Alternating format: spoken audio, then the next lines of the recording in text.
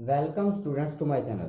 आज हम plus two class economics का चैप्टर का नाम है central problem of an economy का रिमेनिंग पार्ट करने जा रहे हैं। तो पहला टॉपिक है what is production possibility curve, यानी उत्पादन संभावना वक्र क्या होता है।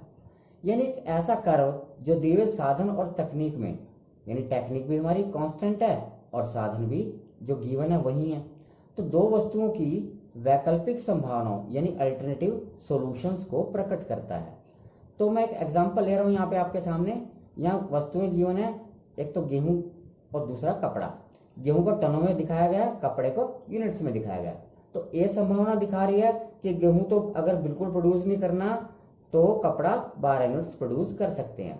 इसी तरह बी कॉम्बिनेशन दिखा रहा है कि अगर गेहूं को 2 टन प्रोड्यूस करना है तो कपड़े की 10 यूनिट्स प्रोड्यूस करनी है। इसी तरह सी कॉम्बिनेशन दिखा रहा है अगर गेहूं को 4 टन प्रोड्यूस करना है तो कपड़े की जो है 6 यूनिट्स प्रोड्यूस होंगी। इस तरह डी कॉम्बिनेशन बता रहा है कि गेहूं 6 टन प्रोड्यूस होगा और कपड़े की यूनिट्स बिल्कुल प्रोड्यूस नहीं होंगी। तो दो वस्तुओं की वैकल्पिक संभावनाएं हैं ये ए बी सी डी, और इन संभावनाओं को मिला के जो हम कर्व बनाएंगे उसे कहते हैं प्रोडक्शन पॉसिबिलिटी कर्व। इसको हम उत्पादन संभावना सीमा भी बोलते हैं या ट्रांसफॉर्मेशन लाइन भी बोलते हैं, यानी रूपांतरण रेखा भी बोलते हैं। यानी अगर हमने गेहूं को ज्यादा प्रोड्यूस करना है तो हमें कपड़े की यूनिट्स कम प्रोड्यूस करनी पड़ेंगी, यानी हमें साधन अपने जो रिसोर्सेज हैं गेहूं से हटा के कपड़े पे लगाने पड़ेंगे, यानी ट्रांसफॉर्म करना पड़ेगा साधनों को। इसीलिए इस लाइन को हम ट्रांसफॉर्मेशन लाइन के नाम से भी जानते हैं। तो ये जो कर्व है यानी वक्र है ये कुछ मान्यताओं पर डिपेंड है। तो पहली मान्यता है उत्पादन के साधनों की स्थिर मात्रा। इसका मतलब ये होता है कि उत्पादन के जो साधन है उनका स्थिर मात्रा स्थिर है, लेकिन उनको एक यूज से दूसरे यूज में हम ट्रांसफॉर्म कर सकते हैं, बदल सकते हैं। जैसे हम गेहूं को अगर ज्यादा प्रोड्यूस करना है तो कपड़े से साधन हटा के हम गेहूं पे लगा देंगे। दूसरा, उपलब्ध साधन का पूर्ण उपयोग। इसका मतलब यह है कि अर्थव्यवस्था में जितने उपलब्ध साधन है उनका कुशलता से यूज किया जा रहा है। तीसरी मान्यता है स्थिर तकनीक। हम ये भी मान के चलते हैं कि हमारी टेक्निक स्थिर है, उसमें कोई चेंज नहीं आ रहा है। और चौथी बात, दो वस्तुएं। तो हम ये सुविधा की दृष्टि से मान लेते हैं कि अर्थव्यवस्था में 2 ही वस्तुएं प्रोड्यूस की जाती हैं। तो अब मैं आपको प्रोडक्शन पॉसिबिलिटी कर्व बना के दिखा रहा हूँ। तो सबसे पहला ए कॉम्बिनेशन आपने करना क्या है, पहले OX लाइन लेनी है, इस पे आप गेहूं दिखाएंगे और इधर से OY जो लाइन लगाएंगे उस पे आप कपड़े को दिखाएंगे। तो इसमें जितनी दूरी यानी सेम आप डिस्टेंस रखेंगे OX और OY के पॉइंट्स के अंदर। तो पहला पॉइंट ए कॉम्बिनेशन है कि गेहूं आपका 0 है तो गेहूं 0 यहाँ पे है और कपड़ा जो है 12 यूनिट्स। तो पहला पॉइंट आपका यहाँ प्लॉट होता है, इसको हम ए कॉम्बिनेशन बोल सकते हैं। फिर बी कॉम्बिनेशन देखते हैं कि गेहूं 2 टन है तो 2 टन यहाँ पे है गेहूं का और कपड़े की 10 यूनिट्स हैं, तो 10 यूनिट्स यहाँ आ जाती हैं। आपने स्केल लेके और इस तरह से पॉइंट को प्लॉट करना है 2 और 10 को, और फिर ये बी कॉम्बिनेशन आ जाता है आपका। अब बारी आती है सी कॉम्बिनेशन की कि 4 टन गेहूं है और आपका 6 यूनिट्स जो है आपका कपड़ा है। तो इसको पॉइंट्स को प्लॉट कीजिए, इधर से 6 और इधर से 4। तो ये आपका जो पॉइंट आएगा ये सी कॉम्बिनेशन आ जाएगा। और इसी तरह डी कॉम्बिनेशन क्या है, 6 टन गेहूं है और कपड़ा यहाँ पे 0 है। तो इस तरह से इन सभी कॉम्बिनेशन को यहाँ आप लिख सकते हैं ए बी सी, और इस लाइन को आगे बढ़ाएं तो ये आ जाती है डी। तो इस तरह से जो कर्व बनेगा ए डी, उस कर्व को हम प्रोडक्शन पॉसिबिलिटी कर्व या उत्पादन संभावना वक्र बोलेंगे। अब मैं आपको बताने जा रहा हूँ प्रोडक्शन पॉसिबिलिटी कर्व की 2 विशेषताएं, यानी उत्पादन संभावना वक्र की 2 विशेषताएं। तो पहली विशेषता यह है कि पीपीसी का जो स्लोप है वो डाउनवर्ड होता है, यानी उत्पादन संभावना वक्र का ढलान नीचे की ओर होता है। देखिए इसका कारण ये है कि हम दोनों वस्तुओं का प्रोडक्शन एक साथ नहीं बढ़ा सकते। मान लो हमने x का ज्यादा प्रोडक्शन करना है तो y का प्रोडक्शन हमें कम करना पड़ेगा। हम इस एग्जांपल से भी देख सकते हैं कि यहाँ हम गेहूं का प्रोडक्शन बढ़ा रहे हैं तो हमें कपड़े का प्रोडक्शन कम करना पड़ रहा है। दूसरी विशेषता यह है कि PPC is concave to the point of origin, यानी उत्पादन सामना वक्र मूल बिंदु की ओर झुका होता है। देखिए इसका कारण ये है कि अगर हम एक्स को ज़्यादा प्रोड्यूस करना चाहते हैं, यानी गेहूं को ज़्यादा प्रोड्यूस करना चाहते हैं, तो कपड़े की हमें ज़्यादा मात्रा पहले से छोड़नी पड़ती है। आप देख रहे हैं कि गेहूं हमने 2 बढ़ाया है, यहाँ पे 2 का डिफरेंस आया, तो कपड़ा हमने कितना छोड़ा 2। फिर हमें गेहूं और 2 बढ़ाने के लिए कपड़ा कितना छोड़ना पड़ रहा है 4 यूनिट्स। इसी तरह गेहूं और 2 यूनिट्स बढ़ाने के लिए हमें कपड़ा कितना छोड़ना पड़ रहा है 6 यूनिट्स। तो यानी मैं ये कहना चाहता हूं कि हमें पहले से ज्यादा इकाइयों का त्याग करना पड़ता है, इसीलिए पीपीसी कॉनकेव होता है to the point of origin. अब हमारा नेक्स्ट टॉपिक है उत्पादन सामना वक्र केंद्रीय समस्याओं को दर्शाता है, यानी पीपीसी इलस्ट्रेट्स सेंट्रल प्रॉब्लम्स। तो पहली प्रॉब्लम ये होती है कि what to produce and how much to produce, यानी किन वस्तुओं का उत्पादन किया जाए और कितनी मात्रा में किया जाए। एग्जाम्पल वही है गेहूं और कपड़े का। तो मैं आपको बताना चाहूंगा, इसी के आधार पे पीपीसी हमने बनाया है। तो अगर सारे साधन हम गेहूं के प्रोडक्शन पे खर्च करेंगे, तो जैसे हमारा डी पॉइंट बता रहा है कि गेहूं का 6 टन प्रोडक्शन है और कपड़े का कुछ भी नहीं है।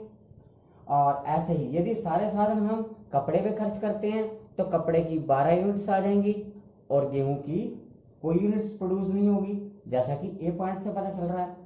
तो ये जो ए और डी लाइन है हमारी कर्व की, इस पर गेहूं और कपड़े के वो सभी कॉम्बिनेशन आ रहे हैं जिनका उस समय प्रोडक्शन किया जाएगा जब साधनों का पूरी तरह से एफिशिएंटली यानी कुशलता पूर्वक उपयोग किया जा रहा है।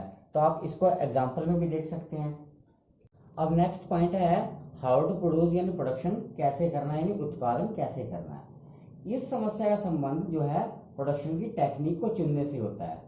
यदि इकोनॉमी ऐसी टेक्निक यूज करती है जो प्रोडक्शन के सभी साधनों का यूज कर रही है लेकिन इनएफिशिएंट है यानी अकुशल है, तो हम देख सकते हैं ये ई पॉइंट द्वारा दिखाया गया है, क्योंकि ये पीपी कर्व के अंदर पॉइंट है, तो यानी अकुशल तकनीक का हम यूज कर रहे हैं।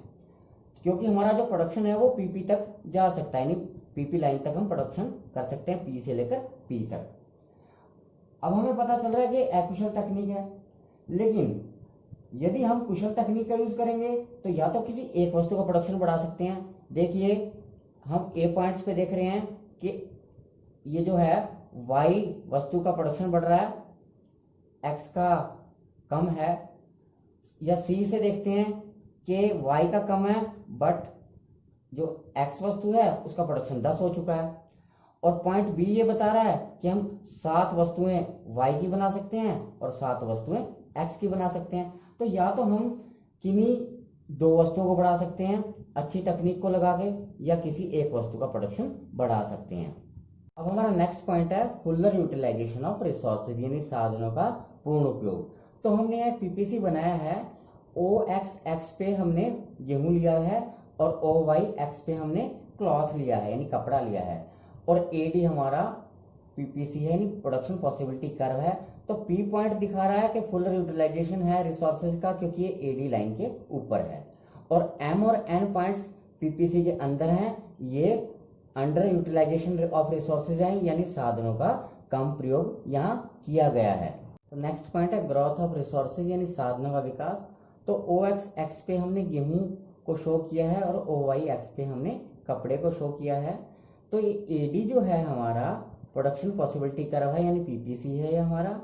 अगर हमारे साधनों का विकास होता है तो हमारा पीपीसी खिसक के क्या आगे चला जाएगा, और इसको हम नाम दे रहे हैं पीपी।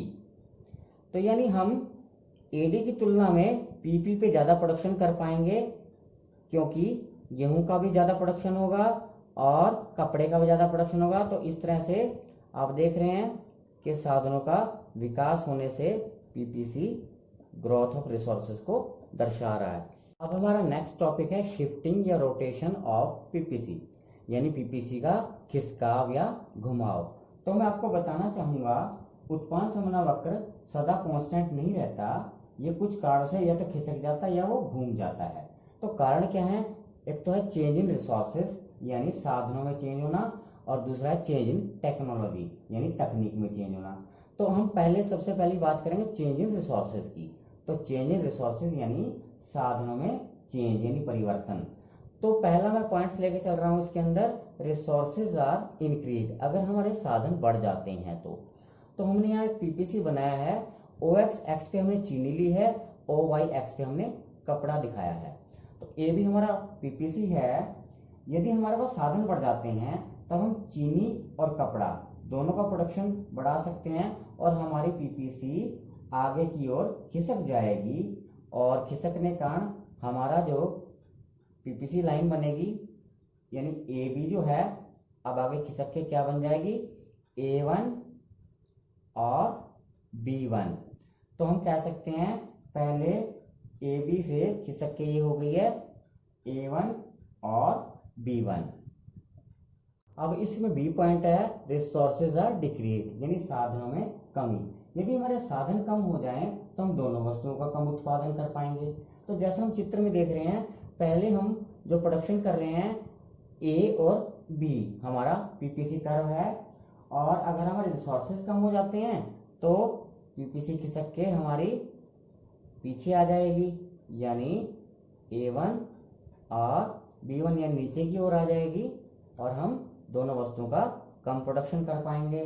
तो हमारा ए बी से खिसक के A1 और B1 हो जाता है। इसमें नेक्स्ट पॉइंट है चेंज इन टेक्नोलॉजी, यानी तकनीक में चेंज। तो हम इसमें भी दो बातें कर सकते हैं, अगर एक्स वस्तु के लिए कुशल तकनीक हो या वाई वस्तु के लिए कुशल तकनीक हो। तो पहले हम लेंगे फर्स्ट पॉइंट एक्स वस्तु के लिए कुशल तकनीक।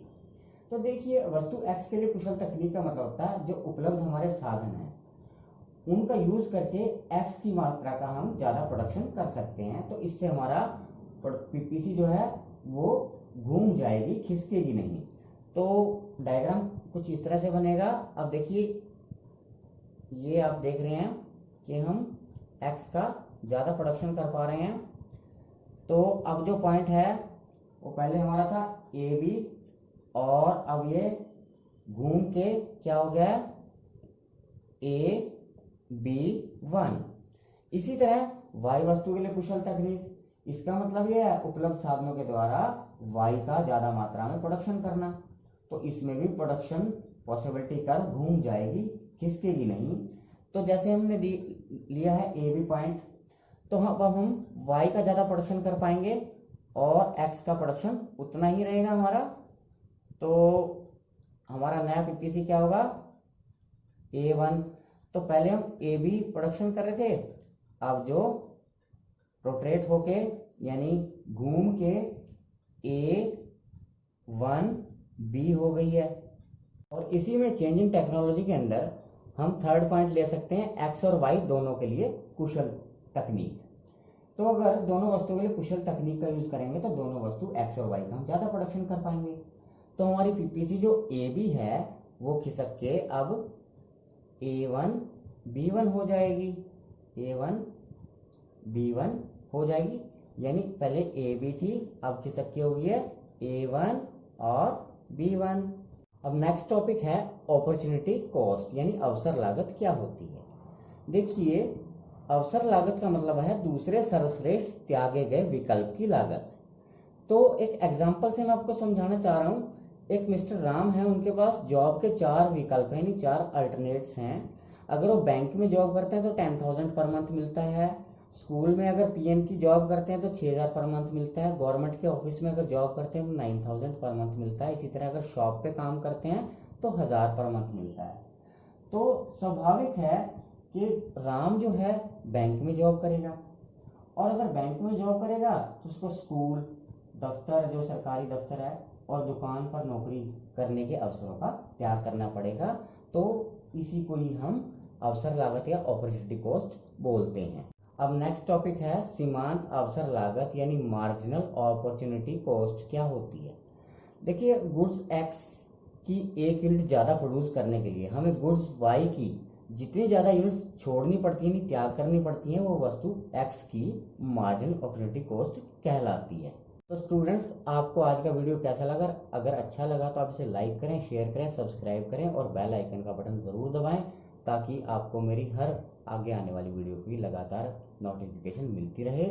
Thank you for watching.